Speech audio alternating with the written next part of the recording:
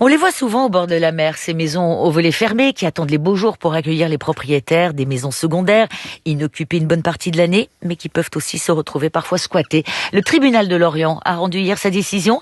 Un saisonnier qui avait trouvé refuge dans la maison de campagne d'une femme de 86 ans à Belle-Île a été condamné à une amende de 1 000 € avec sursis. L'homme avait pu être rapidement expulsé des lieux grâce à une procédure express mise en place il y a un an, Steven Goyer.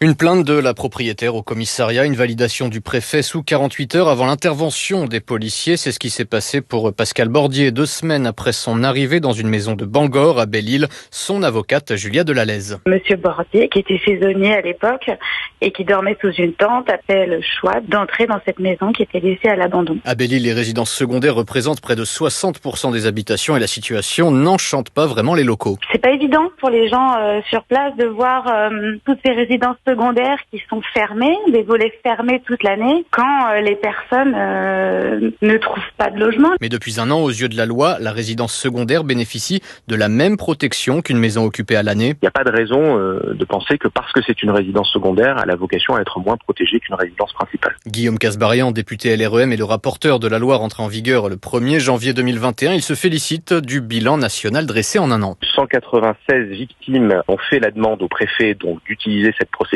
express.